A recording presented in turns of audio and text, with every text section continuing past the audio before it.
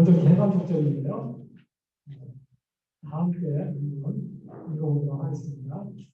시작. 이 강의 목적은 당신의 운동의 특성과 요소를 알아야 운동과 관련해서 제자를 육성하고 돕기 위함입니다. 학습 목표도 함께 읽어보겠습니다. 이 강의가 끝날 때 당신은 운동의 6가지 특성을 기술하십니까? 직장 선배와 운동의 3가지 요소를 말할 수 있다. 운동에 참여하는 6가지 이유를 설명할 수 있다. 네. 잠시 기도하고 시작하도록 하겠습니다. 하나님 아버지 감사합니다. 오늘도 저희를 훈련받게 하시니 감사합니다. 이 시간 성령께서 함께 해주셔서 저희들 모든 것 중요한 주로 집중하게 되고 또 많은 것 중요한 것 배우고 깨닫고 결단하는 시간이 하여 주옵소서. 모든 것 성령께 의지하며 우리 주 예수 그리스도 이름으로 기도드립니다. 아멘.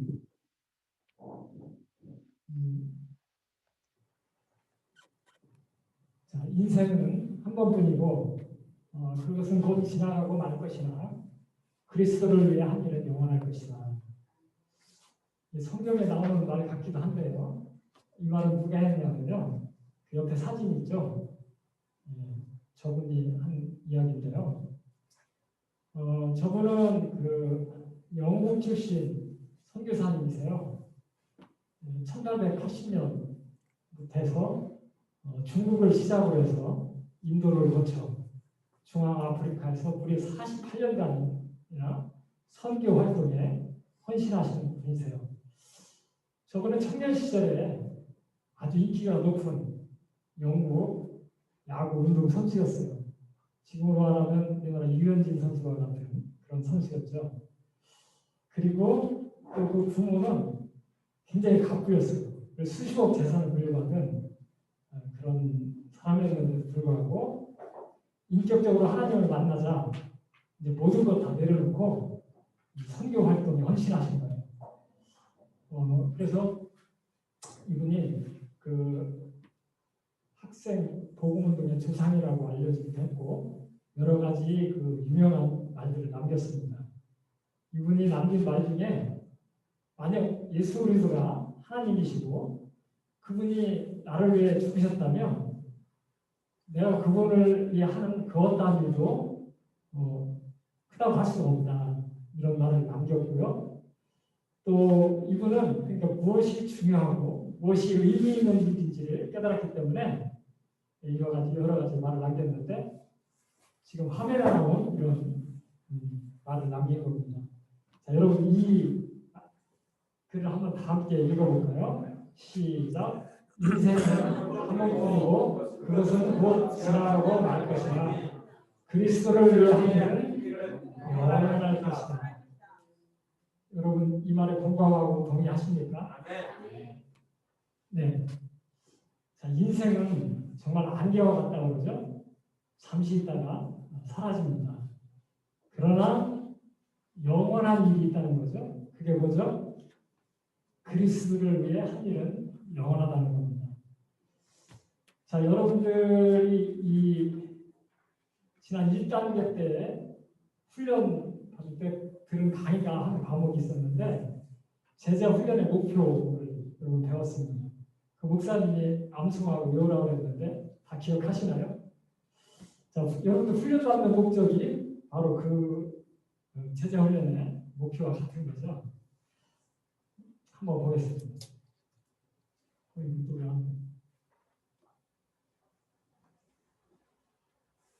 네, 제자의 목적을 다 함께 한번 읽어보겠습니다. 시작. 하나님의 말씀에 순종하여 이 세대의 지상명령 성취를 이루는데 적극적으로 참여하는 성령 충만한 그리스도의 믿음을 발전시키는 것이다. 이게 제자의 목적인데요. 하나님 말씀에 순종하는 것보다 더 복받는 일이 없죠. 그래서 이제 우리 하나님 말씀에 순종해야 되는데 주님께서 주신 명령은 여러 가지가 있습니다. 그 중에 최고의 지상명령이 뭐죠? 너희는 가서 모든 민족을 제자로 삼아 내가 너에게 분부한 모든 걸 가르쳐 지키게 하라. 이게 지상명령이잖아요. 그러니까 만민에게 복음을 전파하되 이 승법번식을 통해서 아주 효율적으로 전해라. 이게 지상명령이죠. 그렇게 하려면 이 성령 충만한 그리스도인의 운동을 일으키는 것이라고 했는데 그것이 바로 영적 운동이라고 이야기할 수가 있습니다.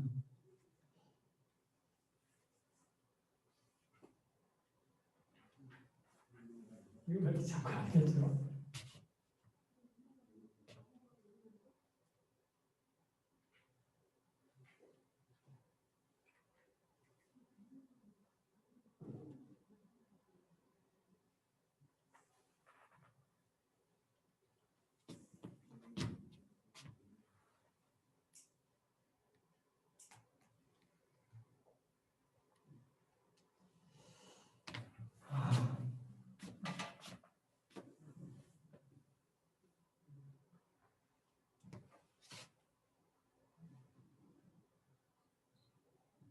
자, 그러면 지금 왜 이렇게 이쪽 넘어가면 되는데?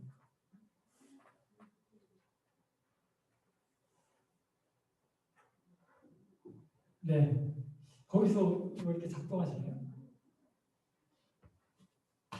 자, 그렇다면 이 지구상에는 지금 멸망의 길로 달려가는 많은 영혼들이 있습니다. 그리고 여러분 주위에, 여러분 직장에도 그런 영혼들이 많죠. 자, 그러면 우리가 어떻게 해야 될까요? 이들에게는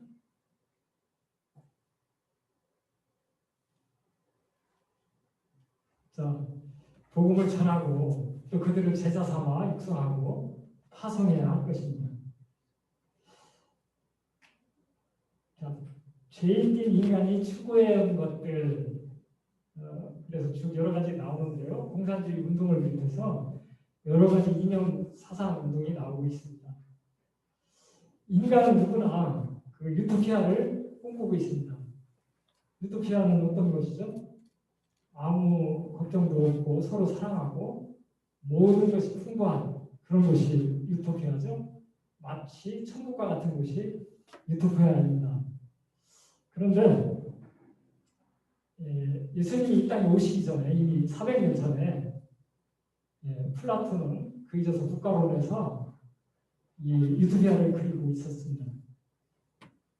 그런데 이 공산주의자들이 바로 이 유토피아를 꿈꿨습니다. 그래서 함께 일하고 함께 평등하게 잘 사는 그런 사회를 건설하겠다 해서 칼 마르크스가 공산당 선언을 하였고요. 1917년 볼세비키 혁명을 통해서 이 전 세계 노동자 계급을 해방하자 이렇게 주장하자 전 세계 젊은 피를 끓게 했습니다. 그것은 함께 평등하게 다 함께 일하고 다 함께 나누자 이렇게 주장을 하니까 모두들 좋아했겠죠. 그렇지만 이 공산주의는 사실상 실패한 운동으로 결론이 났습니다. 그렇죠? 근데 공산주의는 무신론과 유물론을 기본 이념으로 하고 있습니다. 그래서 무신론이라고 한다는 것은 신을 인정하는 거 아니죠. 하나님 인정하지 않죠. 그래서 이 공산주의는 반기독교적 그런 이념이라고 보시면 되겠습니다. 그리고 다음에 그 문예 부흥운동이 나오는데요. 그 문예 부흥운동은 여러분 학교 다닐 때 배워서 잘 알죠. 이 르네상스라고 그러죠. 르네상스는 다시 태어나자 이런 건데, 그러니까 얻었던 충세에서 다시 찬란한 고대 문화로 다시 부활하자. 이게 이제 문예 부흥운동이죠. 근데 말로 들어서는 좋은 운동 같아요. 그죠? 근데 그 속에는 숨어있는 잘못된 그런 이념 사상들이 있습니다. 원래 우리 인간들이 신본주의가 우선인가요? 인본주의가 우선인가요? 신본주의가 우선이죠. 그죠? 하나님 중심. 그런데 서구 유럽은 그런 어떤 기독교적 그런 문화 사이였었죠. 그래서 이 하나님의 그런 하나님 떠나서 살면 안 된다 이런 관념이 있었지만 이들이 이 운동을 통해서 일으키려고 했던 거는 그러니까 하나님의 중심에서 하나님 속박에서 벗어나서 인간들이 노력해서 어떤 문화, 품 이런 것도 다 할 수 있다. 그러니까 하나님 중심에서 인간 중심의 그런 사회를 만들겠다. 이게 문예 부흥운동에 숨어있는 그런 이념 사상이었습니다. 그래서 그 영향으로 지금 우리나라에서 어느 자치한테 가서 보면 그런 구호를 내놓습니다. 사람 중심의 도시. 뭐 이런 구호 보셨나요? 예, 그게 바로 이런 데서 영향을 받은 거죠. 근데 보면 크리스천 기관장인데도 불구하고 그런 구호를 쓰기도 하죠. 그거는 그 숨어있는 그런 걸 모르기 때문에 그렇습니다. 그리고 이제 포스터 모더니즘 이거는 또 뭘까요? 포스트 모더니즘은 이성 중심주의라고 그러는데요. 이것도 인간 중심의 그런 사상이죠. 그 포스트 모더니즘은 이제 기존 질서를 모두 부인하는 후기 구조주의라고 합니다. 그럼 기존 질서를 부인한다는 건 뭐냐면, 그러니까 기독교적 가치관이나 그런 하나님의 창조 질서나 이런 걸 절대적 진리를 부정하는 그런 이념 사상입니다. 그러니까 신은 죽었다고 한 니체의 영향을 받아서 60년대에 일어난 운동인데요. 그러니까 이들이 주장하는 건 이런 거예요. 어떤 공동체의 도덕이나 질서보다는 개인의 존중을 앞세워서 인권이라든지 휴머니즘, 페미니즘 이런 걸 주장을 하죠. 그리고 또 그러니까 선과 악의 경계를 무너뜨리는 그런 이론을 애들이 내세우는 거예요. 그러니까 예를 들면 이런 겁니다.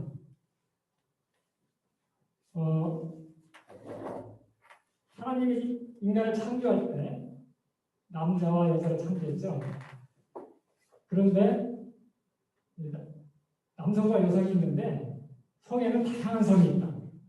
그래서 젠더라는 그런 개념의 용어를 만들고 또 동성애가 성경에 보면 어떻게 됐죠? 아주 잘못된 거죠. 그럼에도 불구하고 이들은 동성애자를 옹호한다든지 이런 것이 이런 포스트 모더니즘 사상에서 나온 겁니다. 네, 다음에 뉴 에이지 운동, 네오 막시즘 좀 더 자세히 설명드리면요. 네, 뉴 에이지 운동, 새시대 운동이라고 하죠. 신흥 영성 운동이라고 하는데 이것은 기독교적인 가치와 문화를 되찾아가기 위해서 탄생한 운동입니다. 그런데 이들이 주장하는 건 이런 거죠. 영적 공허를 느낀 사람들에게 인간의 내적 능력을 개발시켜 우주의 차원에서 도달하는 것이 구원이라고 주장한다거나 인간은 인간 자신이 구원해야 한다. 해탈한 인간은 신이 될 수 있다. 그러니까 기독교만 이렇게 하나님 만나는 게 아니고 기독교만 구원이 있는 게 아니고 모든 종교가 끝에 가면 다 하나님 만나고 하나님을 구원할 수 있다. 이런 주장을 하죠. 그래서 이들이 주장하는 게 이제 WCC, 종교 통합주의나 종교 다원주의. 또 우리나라도 이렇게 보면 뭐 상가 같은데 그런 간판 많이 걸렸죠. 마음 수련.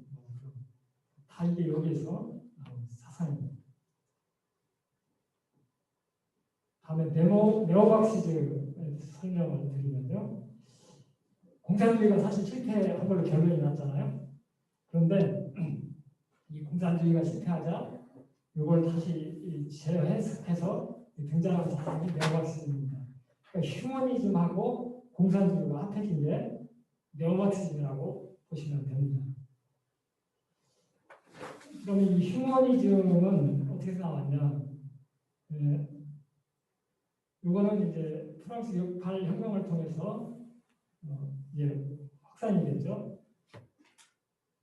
프랑스에서 68년도 일어났던 68 혁명입니다. 이 발달을 보면 그 랑테르라는 대학에서 학내 분규가 일어났어요. 남학생들이 여학생 기숙사를 가려고 하니까 사감이 통제를 하죠. 그러니까 이 학생들이 왜 간섭하냐, 왜 통제를 하냐, 내 하고 싶은 대로 내비둬라. 그래서 이 학생들이 주장하는 게 금지하는 걸 금지해라. 그리고 기성의 모든 권위에 반대하라.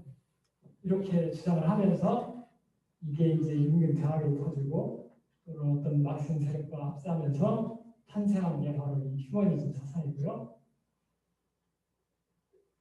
그게 합쳐져서 이제 네오마르크시즘 사상이 된 거죠. 네오마르크시즘은 공산주의 다 아시죠?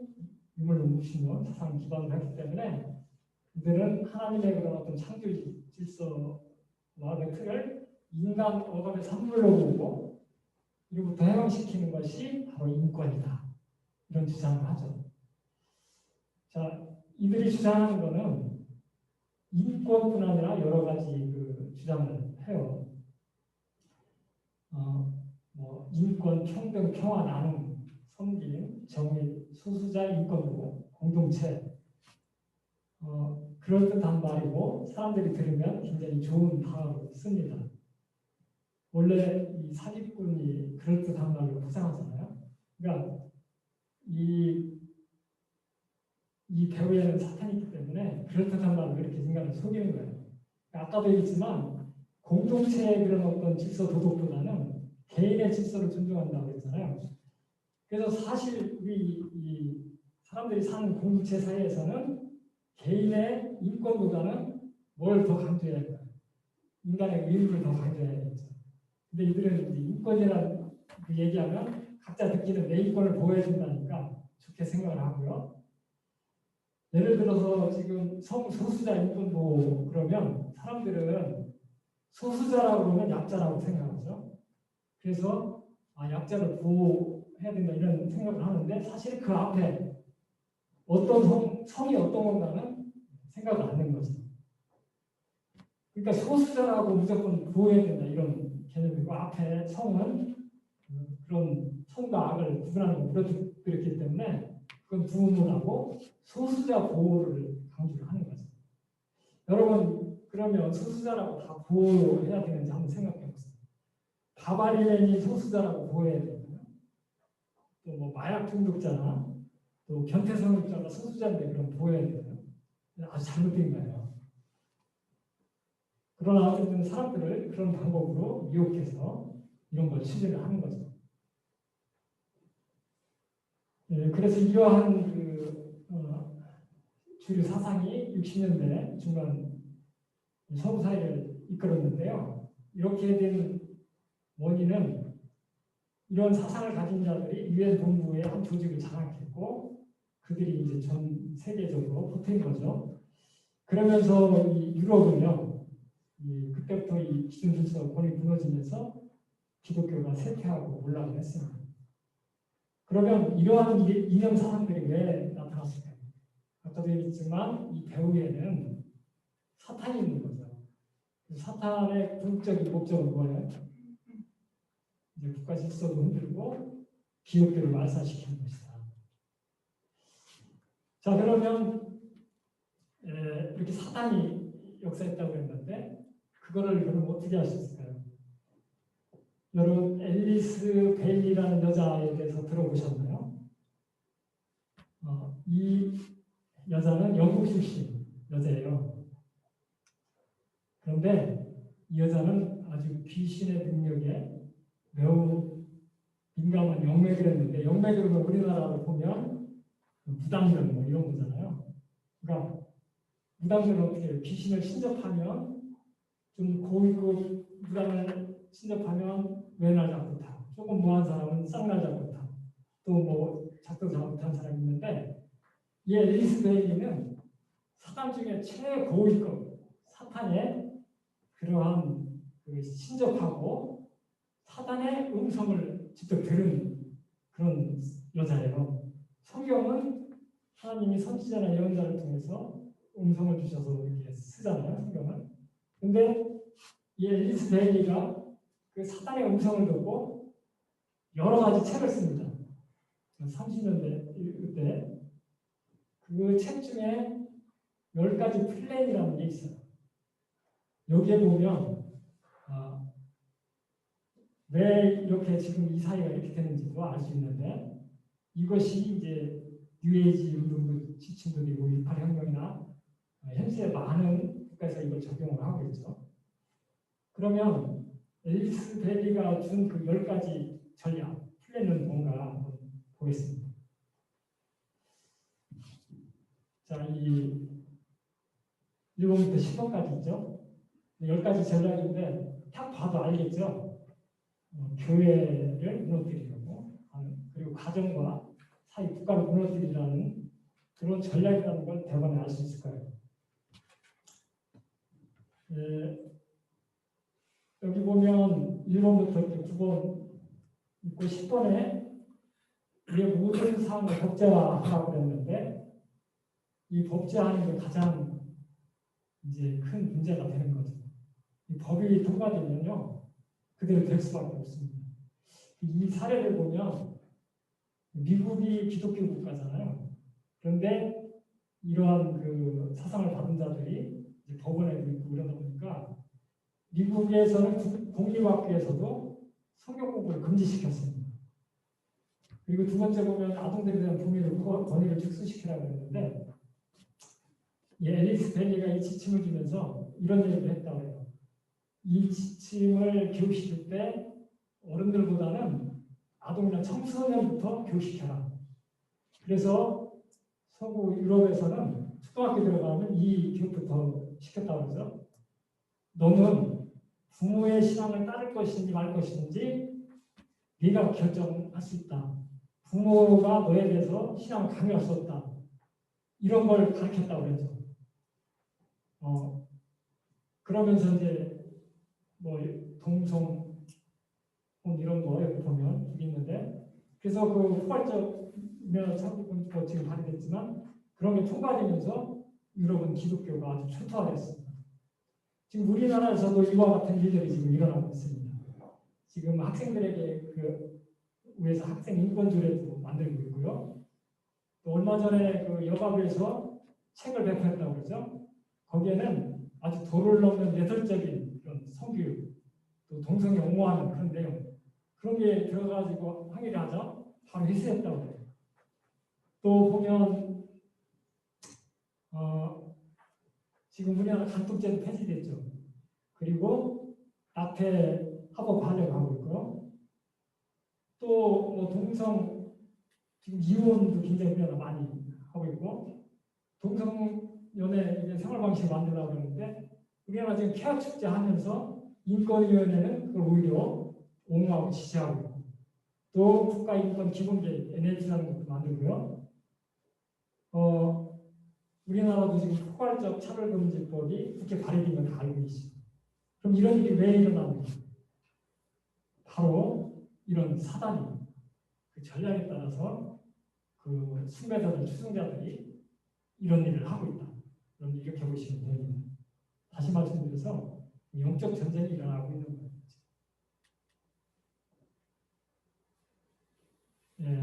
그 더글라스 하이드는 헌신과 지도력이라는 이런 책에서 이렇게 얘기합니다. 공산주의자들의 투쟁 방법은 인간의 마음과 정신과 영혼을 쟁취하기 위한 투쟁이라 이렇게 이야기를 하고 있습니다. 그러니까 더글라스 하이드가 이 책은 그 공산주의의 조직 원리 원칙에 대해서 강의한 내용을 엮은 책이에요. 근데 하이드는 원래 공산주의자였어요. 근데 나중에 회신을 해가지고 제자가 됐죠. 그래서 하이드는 이 공산주의자들의 투쟁 방법하고 그 회신자의 제재와 방법을 같은 맥락에서 이렇게 대조를 하고 있는 겁니다. 그런데 이제 여기서 보면 앞에서 나온 그런 모든 이념 사상들 이런 것들은 결국은 이들이 하는 것은 영혼을 쟁취해서 어떻게 하려고 하는 거죠? 결국 멸망해지고 지옥으로 끌고 가려고 하는 것이 사탄의 그런 전략이고 그런 운동들을 지금 일으켜내고 있다는 거죠. 자, 그러면 그 많은 예수님이 십자가에서 죽으시면서까지 그 영혼을 구원하려고 우리에게 그런 지상명령도 주시고 했는데 우리가 크리스천이라면 그 영혼을 다 이 사탄에게 뺏겨서 멸망의 길로 보내야 될까요? 우리 크리스천이라면 깨어 있어서 이 영적 운동에 반드시 참여해야 할 것입니다. 자, 그러면 운동이란 무엇인가에 대해서 알아보도록 하겠습니다. 이 운동은 다시 말해서 영적 운동과 같은 거죠. 자, 운동을 설명하라 그랬는데요. 운동은 어떤 목적을 달성하기 위하여 여러 방면에 적극적으로 활동하는 일, 이게 운동이죠. 다시 말해서 영적 운동은 공동 목적을 위한 조직화된 행동이다. 그러니까 뭐 혼자 개별적으로 하는 게 아니고 여러 사람이 참여하게 해서 조직화된 그런 행동을 하는 것들이 운동이다. 여러분 이렇게 이해하시면 되겠습니다. 자, 그러면 오늘 학습 목표에 나왔죠. 운동의 6가지 특성. 운동의 특성 6가지가 있는데요. 이것을 여러분들이 조금 쉽게 이해하도록 우리나라에서 70년대 일어났던 운동이 있었죠. 아주 성공한 운동이 뭐였죠? 새마을운동이죠. 새마을운동하고 또 이 직장선교대학이 또 영적 운동이거든요. 그래서 두 개를 비교해서 여러분들이 이해하기 쉽게 설명을 드릴게요. 자, 첫 번째는 행동 조직화입니다. 행동 조직화는 굉장히 중요합니다. 그래서 우리가 직장까지 생활하게 하시는 거 한번 함께 모이고 각 날마다 생활을 하지 않는 아시죠? 이제 각 시골마다 생활이 그죠? 그리고 이 직장 선교대학 이 선교대학 이 조직대로만 이렇게 이 조직화하는 게 굉장히 중요하다. 다음에 두 번째 헌신이 모든 단계의 과사상을 진시킨다 했죠. 제가 그때 당시 새마을운동 70년대 고등학교 다니는데 동네에서 길을 이렇게 해서 하면 집마다 한 명씩 무조건 참여시켜. 그래서 저에서 몇 번 참여했던 기억이 나는데 그러니까 많은 사람을 이렇게 참여시키고 직장 상교 많은 사람이 참여해야 이제 활성화가 되겠네요. 세 번째 참여자 안에 헌신적인 게 있는데요. 이 새마을 운동할 때 마을 이장은 보수를 줬어도 새마을 지도자는 보수 없었고 주민들도 다 그 새마을 운동에 참여하면 보수 없이 다 헌신했잖아요. 직장 선교대학도 마찬가지로 간사님들의 헌신이 있죠. 헌신이 바로 필요하죠. 그리고 참여하는 자 가운데 중요한 통일성의 정도가 있다고 했는데 예를 들어서 그 어떤 조직 운동을 하는데 내부적으로 뭐 불리고 비판하고 반대하는 이런 세력이 있다면 그것은 운동은 약화되겠죠. 그래서 통일성을 가지고 나가야 된다. 그 다음에 운동이 자체적으로 영속될 수 있도록 하는 자질 있는 지도자가 계속적으로 세워져야 한다. 그때 당시 새마을회가 조직되면서 또 세운 게 새마을 지도자였죠. 각 마을마다 새마을 지도자가 있고 그분이 그만두면 다음 분 또 세우고 계속해서 새마을 지도자가 지금까지도 이어져 오고 있는데요. 이 직장 선교대학도 그래서 대표 간사, 뭐 책임 간사, 뭐 순장도 세우죠.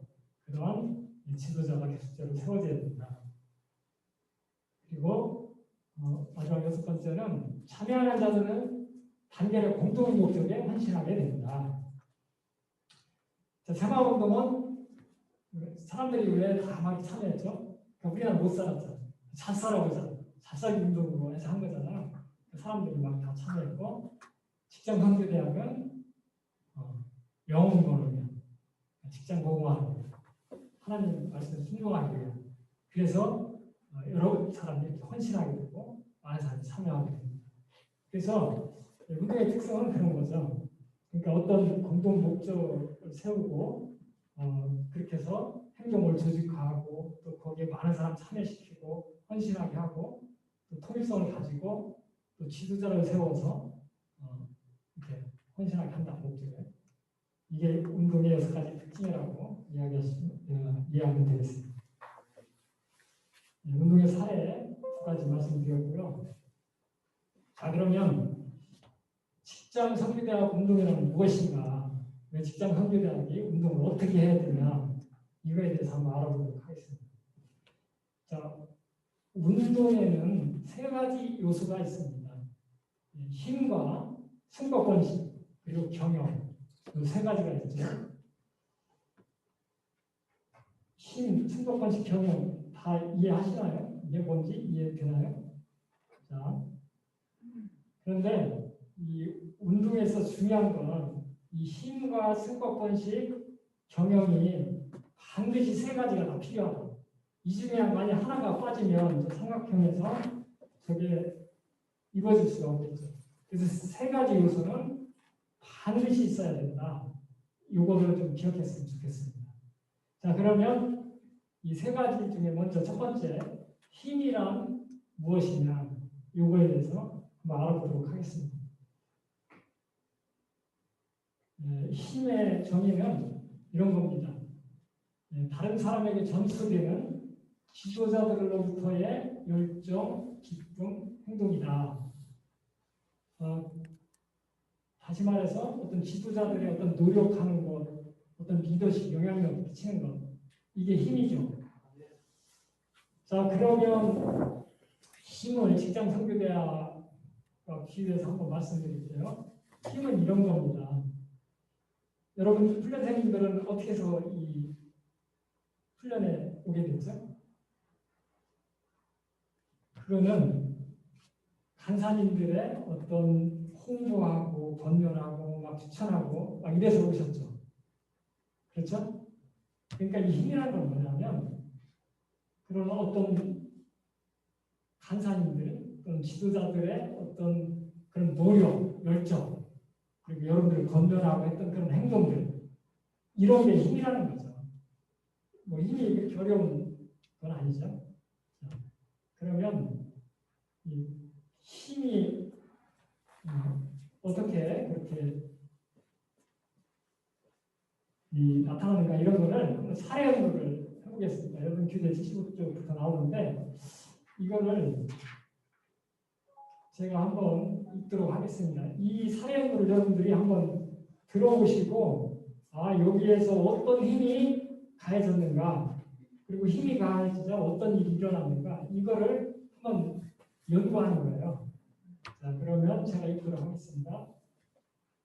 서울에 있는 한 선교의 M 형제는 자신의 직장에서 전도하고 양육하는 사역을 하고 있다.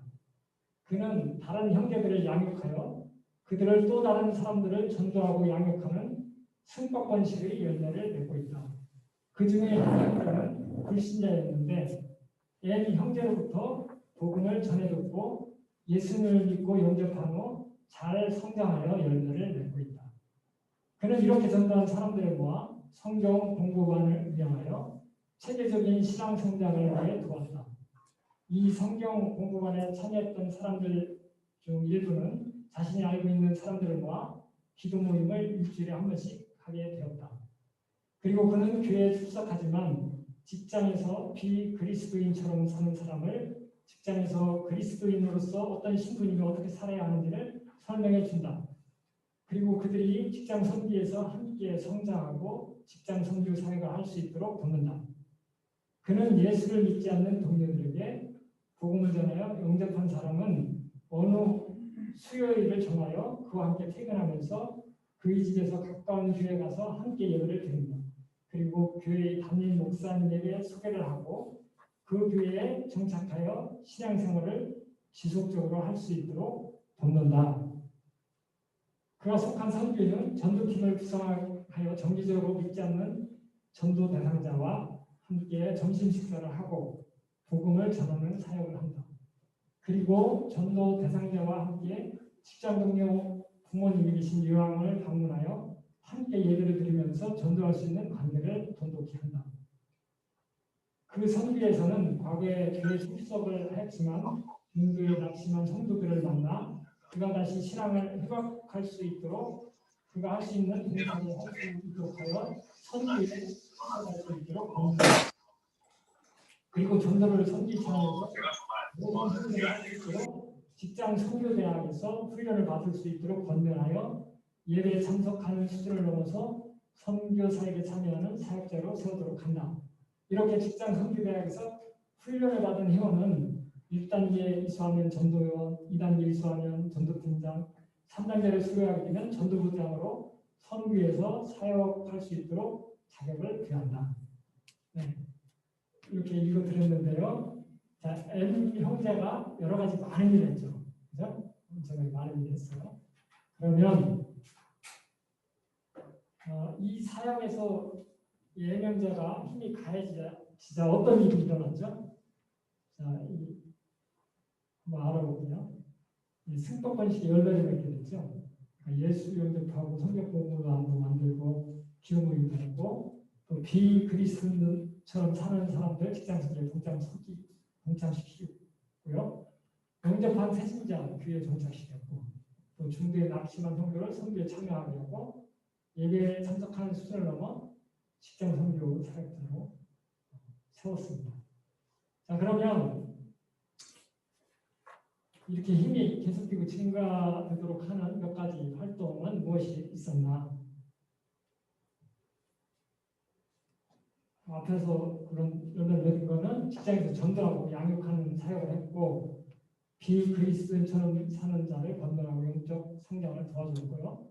영접한 사람은 퇴근하면서 교회를 인도했고 낙심한 성도들을 신앙 회복을 도와줬습니다. 그리고 선교의 전도팀을 구성해서 전도했고 또 여기서 중요한 건 직장 선교대학에서 훈련받도록 이렇게 했죠. 자, 이러한 일들이 힘이라는 거죠. 이렇게 힘은요, 새로운 사람을 그 운동에 참여하도록 이끄는 것이 바로 힘이라고 보시면 됩니다. 또 힘은 또 승법관식에 또 커다란 영향을 또 줍니다. 자, 다음은 이제 승법관식에 대해서 한번 알아보도록 하겠습니다. 이 승법관식은 여러분 1단계 때 배워서 잘 알죠? 갑법관식은 더하기, 그러니까 각자 복음 전하는 게 갑법관식이고 승법관식은 곱셈 방식이죠. 그래서 승법관식은 다 아시죠? 다른 제자들을 낳고 있는 제자들이 계속되는 확산과 재생산이다. 이게 승법관식이죠. 자, 그러면 그 제자를 양육하는 게 이제 승법관식이라고 보면 되는데, 여러분 직장인들이 개별적으로 이렇게 양육하기가 쉬울까요? 어려울까요? 직장에서는 어렵죠. 그런데 이 직장 선교대학 이렇게 운동으로 참여하면 이거를 더 쉽게 할 수 있는 방법이 있습니다. 그러니까 직장 선교대학에서는 이렇게 하면 돼요. 여러분들이 저 사람 내 제자로 하겠다. 그런 사람이 있으면 이 직장 선교대학에 여러분들이 권면하고 막 홍보도 하고 적극적으로 추천을 해서 이 선교대학에서 훈련받게 하시면 돼요. 그럼 그게 바로 모든 간사들이 힘을 합쳐서 양육을 함께 하잖아요.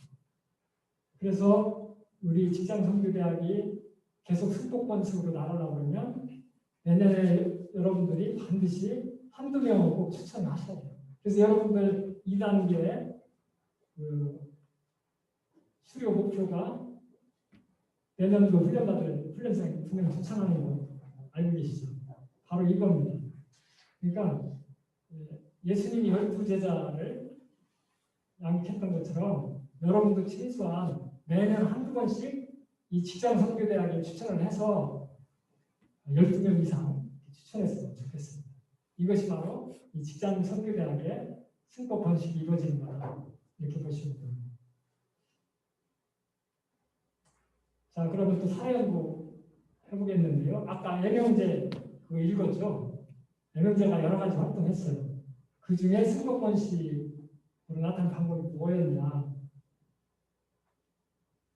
승법 번식 익힌 방법들은 애명제는 자신의 직장에서 전도하고 다른 형제들을 양육하여 그들이 또 다른 사람을 전도하고 양육하도록 하였고요. 또 직장 선교의 모든 회원들이 함께 전도할 수 있는 사역자가 되도록 직장 선교대학에 훈련받도록 권면했다고 그러잖아요.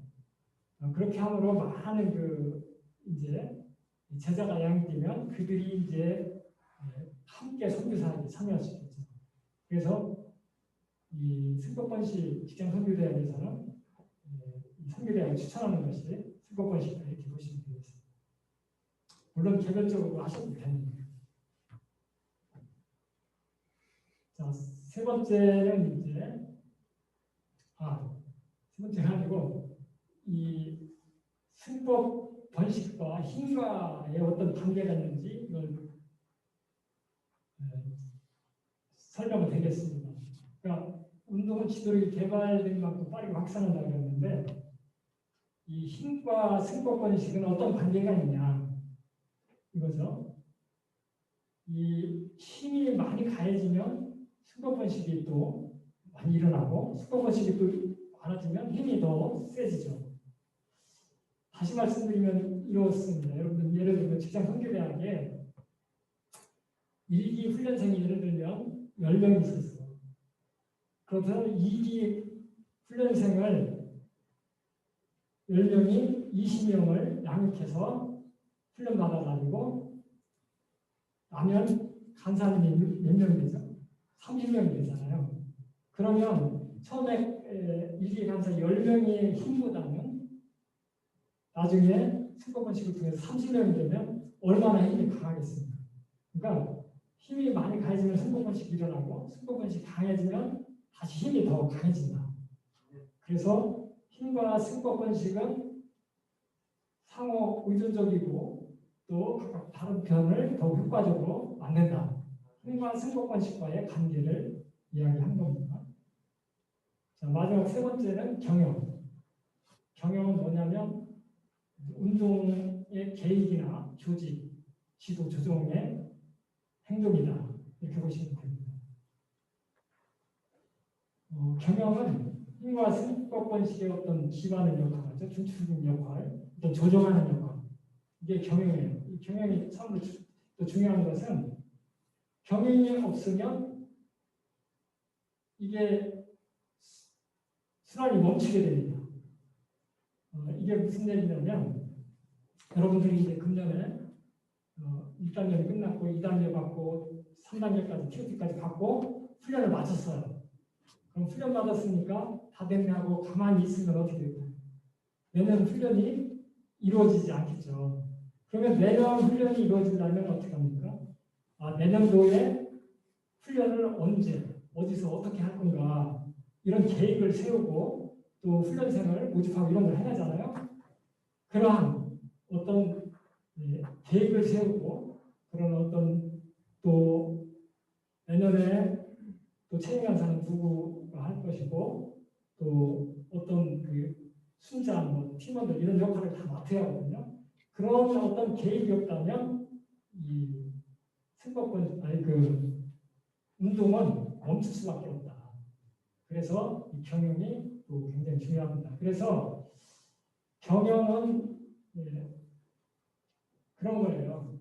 어떤 명단 계획서라든지 또 주 책임자들을 위임한다든지 그런 평가를 한다든지 이런 계획 세우고 지도 조정하는 것이 경영이다.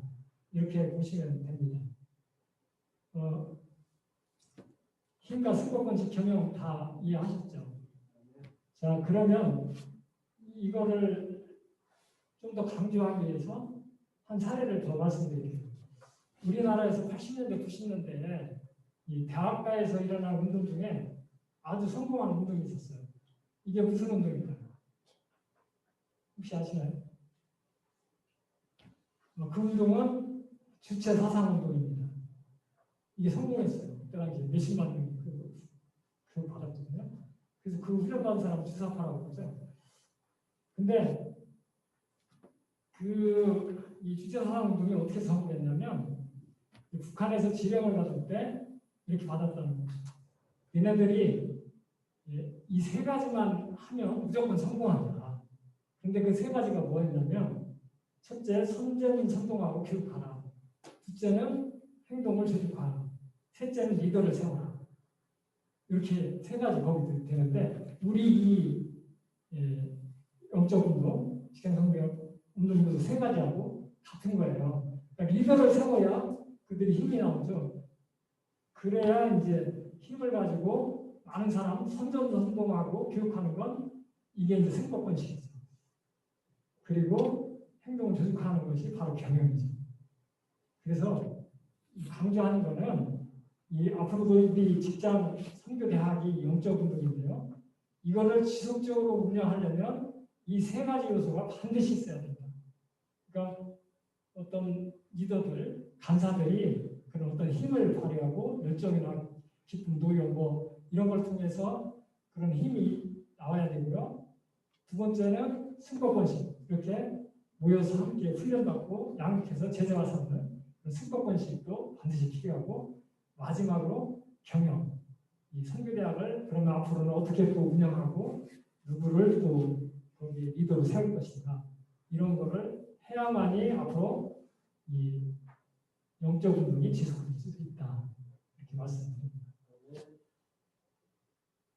자, 그러면 우리는 왜 영적 운동에 참여해야 하는가, 그래서 알아보겠습니다. 첫째, 당신의 비전을 키워준다. 네, 여기 묵시가 없으면 백성이 방자히 행하거니와 이렇게 나오는데요.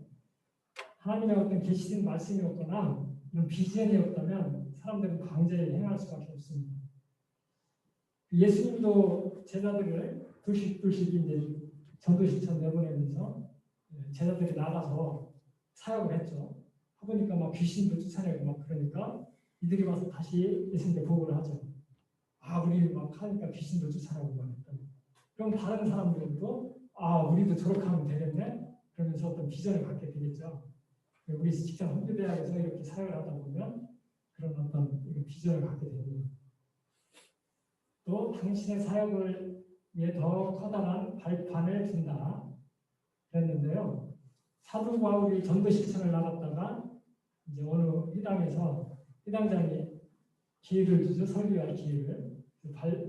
사도 바울이 설교를 했는데, 직장 선교대학이 여러분들 훈련받고 이제 나중에 하면 이렇게 뭐 강의할 수 있는 강사로 섬길 수도 있고, 또 뭐 여러분 달란트대로 얼마든지 섬길 일이 많습니다. 그래서 많은 사역 발판이 마련되고요. 또 훈련을 제공한다 했는데, 저 같은 경우도 여러분처럼 이렇게 훈련받을 때 훈련도 했지만 사실은 간사로 섬길 때 더 많은 것 배우고 더 많은 훈련을 한다고 생각을 해요. 그래서 이렇게 훈련을 제공한다. 그리고 믿음의 장벽을 깨뜨리도록 돕는다. 여러분들 처음에 이제 전도 실천 나가 보면 과연 이 사역이 영접할까? 뭐 이런 거 생각하잖아요. 근데 나가서 또 실천을 하다 보면 또 되잖아요. 그러면서 믿음의 장벽도 깨뜨리게 된다. 또 경건한 기도력에 끊임없이 접하게 된다 그랬는데, 이렇게 같이 직장 성교에 이렇게 섬기다 보면 간사님들도 있지만 우리 훈련생님들도 정말 신앙이 아주 성숙하고 정말 본받을 사람도 많이 만나게 됩니다. 그러면서 또 많은 거 배우기도 하고요. 또 다양한 종류의 사역에 접하게 됩니다. 직장 선교대학이 훈련을 받으면 아마 저 같은 경우도 교회만 그냥 다녔다면 퇴직하고 그냥 교회에서 어떤 봉사활동하는 정도밖에 안 했을 거예요. 근데 이 직장 선교대학에 오면 상위라고 개별전도도 하지만 팀전도도 하고 또 다양한 이런 사역을 하게 되죠. 자, 마지막 다섯 번째 사례연구입니다. 이 사례연구는 지금 우리가 운동의 3요소에 대해 배웠죠. 3요소가 뭐죠? 힘, 승법권식, 경영. 이 세 가지가 반드시 있어야 운동이라고 했죠. 이 중에 한 가지만 빠지면 운동이 아니라고 했죠. 그럼 이 사례에서 이것이 세 가지가 다 있냐 없냐에 따라서 운동인지 아닌지 이거를 확인해 보면 됩니다. 자, 그러면 이 사례를 제가 한번 읽어볼게요. 읽어보고 여러분들이 이것이 운동인가 아닌가, 그럼 아니면 왜 아닌가, 이걸 한번 알아보시기 바랍니다. 영호는 직장에서 선교 사역을 책임지고 있다. 그와 동역자들은 자기 시간의 대부분을 직장에서 전도 모임을 계획하고 인도하며 직장인들에게 전도하는 데 보낸다. 그들은 모든 새 결신자들이 매주 참석할 수 있는 성경 공부 모임을 가진다. 자, 영어의 사역을 보면 전도 모임도 계획하고 전도 실천도 했고 성경 공부 모임도 만들었어요. 자, 여러분 이것이 운동일까요? 아닐까요?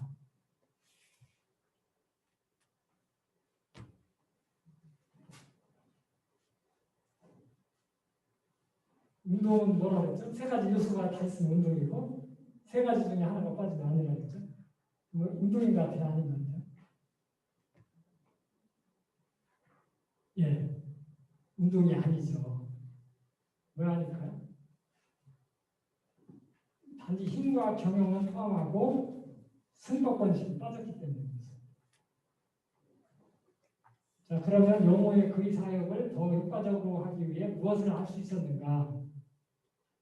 영호가 할 수 있었던 건 승법권식을 했었는데 제자수를 형성하여 그들의 삶을 육성하고 제자화해서 파송할 수가 있었는데 이걸 못한 거죠.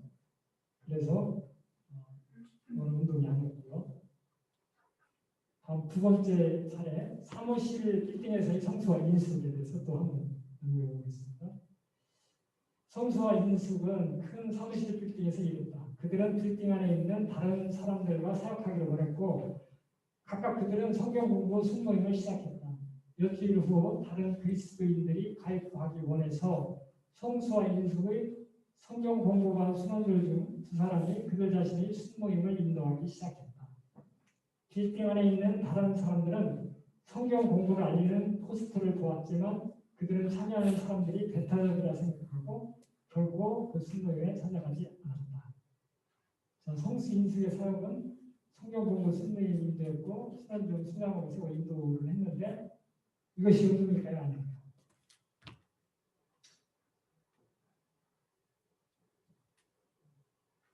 탓하는 분이 없네요. 자, 이것도 운동이 아닙니다. 그냥 힘도 좀 미약하고 경향이 없어요. 그러니까 신앙을 나누는 전체 사람들을 상대로 하는 어떤 행사가 없기 때문에 운동이 아니다. 그러면 성경 공부 인자들이 사역을 효과적으로 하기에 무엇을 할 수 있었는가?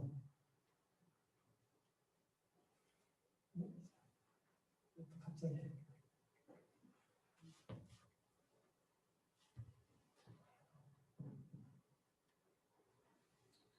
네. 그들이 할 수 있었던 건 또 지도력을 좀 발휘하고 순원들을 파송하고 또 빌딩 전체 전도 오찬 모임을 계획하거나 차대접을 하거나 또 동역자를 초청한다거나 그래서 전체적인 집회를 열 수가 있었는데 이런 걸 하지 못했다. 네, 마지막 세 번째 이웃에서의 선의에 대해서도 사례를 내보겠습니다.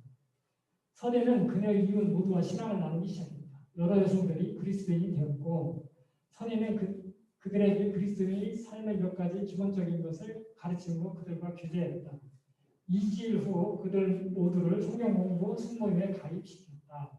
날마다 이웃에 있는 다른 여성들과 그리스도를 나누기에 그들과 함께 갔다. 그리고 오래지 않아 그들은 자신의 성경 공부 모임을 이끌었다. 이러한 과정은 순모임을 인도하는 30명의 여성이 있기까지 계속해서 승법권식 되었다. 그러나 그들 중에 많은 사람이 선의가 누구인지 알지 못했고 다른 순모임들이 있는 것조차 몰랐다. 선의 사역은 성경 공부와 순모임 등의 승법권식 하였습니다. 이것이 운동입니까? 아닙니까? 네, 이것도 아닙니다. 왜냐하면 힘과 경영 요소가 제대로된 승법권식만 있다. 선의가 이 사역을 더 효과적으로 하기 위해 단지 무엇을 할 수 있었는가? 나눔이나 기도, 또 교육과 비전을 위해 순모임의 정기 집회를 진행할 수 있었다. 고구마 전략을 계획하여 팀을 세우고 리트빗이나 지표를 가질 수 있었다. 여기서 중요한 건 그러니까 이 운동이 되려면 운동의 3요소 힘, 승법권식, 경영이 반드시 있어야 된다. 이렇게 보시면 되겠습니다. 오늘 배운 거 요약해 보겠습니다. 자, 운동의 6가지 특징 기억하나요? 예, 행동을 조직화한다. 그리고 헌신에 모든 단계에 많은 사람을 참여시켜야 되고요. 참여하는 자에 중요한 헌신의 정도가 있어야 됩니다. 그리고 참여하는 자 가운데 중요한 통일성의 정도가 있어야 됩니다. 또 운동이 자체적으로 영속되도록 자질 있는 지도자가 계속적으로 세워져야 됩니다. 그리고 참여하는 자들은 단결하여 공동의 목적에 헌신하게 된다. 자, 운동의 3요소는 이해하셨죠? 힘, 수법, 번식, 경영. 자, 그럼 힘은 뭐라 그랬죠? 다른 사람에게 전수되는 지도자들로부터의 어떤 열정, 기쁨, 뭐 행동, 뭐 이런 거, 헌신, 노력 이런 거죠. 그러니까 직장 선교대학은 간사들의 그런 어떤 헌신과 노력, 리더십 이게 힘이다. 그리고 승법 번식은 다른 제자를 낳고 또 제자들이 또 다른 사람을 또 제자와 삼는 그런 계속적인 확산과 재생산이다. 그래서 이 직장 선교대학에서 승법 번식을 하려면 이 선교대학 훈련을 많은 그리스도인들이 받게 해서 그들을 제자로 양육하는 것이 바로 승법 번식입니다. 그리고 경영은 운동의 개입, 조직, 지도, 조정이다 그랬는데 이제 직장 선교대학 같은 경우는 차기 훈련에 대한 개입도 수립하고 책임 강사 등 사역팀을 뭐 구성한다든지 이런 것이 있어야 반드시 이게 성장할 수 있다. 영적 운동에 왜 참여하는가는 당신의 비전을 확산시키도록 돕는다. 또 당신의 사역을 위해 커다란 발판을 준다. 세 번째, 훈련을 제공한다. 당신의 믿음의 장벽을 깨뜨리는 것을 도와준다. 경건한 지도를 끊임없이 접하게 된다. 여러 다양한 종류의 사역에 접하게 된다. 자, 알아봤고요. 마무리하도록 하겠습니다. 자, 우리 인생의 목적지는 어디죠? 결국 육신은 죽음 앞에 섭니다. 그죠? 그래서 영혼이 우리 천국에 가야겠죠. 그래서 그걸 위해서 주님은 십자가를 지신 거고 또 우리에게 많은 영혼들을 구원하라고 이렇게 지상명령을 주셨습니다. 그런데 그래서 우리가 하는 영혼들에게 복음 전해서 그들을 하나님 나라로 인도하면 좋은데 여기에 방해하는 세력이 있을까요? 없을까요? 네?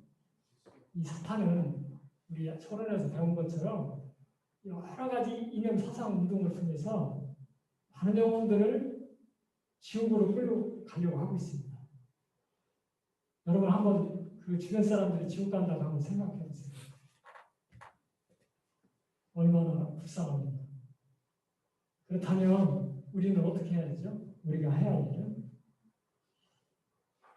이 스터드 선교사가 이야기해 줬듯이 여러분 이 세상 뭐 100년을 위해서 여러분 잣살 겁니까? 영원한 세계를 위해서 여러분 노력할 것입니까? 하나님이 살아계시고 영원한 세계가 있다면 당연히 그리스도를 위한 일을 여러분들 여기에 최선을 다해야 될 줄 믿습니다. 자, 그러면 우리가 그 영혼 살리기 위해는 어떻게 해야 된다고 그랬죠? 영적 운동에 참여해야 된다는 거죠. 그러면 영적 운동에 참여하는 것이 바로 이 직장 선교대학이라는 곳입니다. 자, 그러면 여러분들이 직장 다니고 힘들다는데 이 직장 선교대학에 계속 헌신하고 이런 일을 해야 되나? 혹시 이렇게 생각할지 모르지만 여러분들이 그렇게 했을 때 하나님께서는 어떻게 하실까요? 여러분들에게 뭐라고 주님이 말씀하셨죠? 여러분에게 주님이 분명히 약속하셨습니다. 보라, 내가 속히 이르니 내가 줄 상이 내게 있어 각 사람에게 그의 일한 대로 갚아주리라. 주님께서 여러분들에게 이런 데를 꼭 갚아주실 줄 믿습니다. 네, 기도하고 마치겠습니다. 하나님 아버지 정말 감사합니다. 오늘은 영적 운동에 참여하게 돼서 알아보았습니다.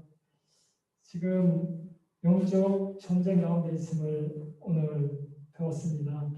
많은 영혼들이 저 미혹의 영에 끌려 지금 멸망의 길로 달려가고 있습니다. 아버지 하나님, 저희들 이 영적 운동에 적극 참여하는 자들이 될 수 있도록 저희들을 인도하여 주옵소서. 예수님의 이름으로 기도합니다. 아멘. 네, 감사합니다.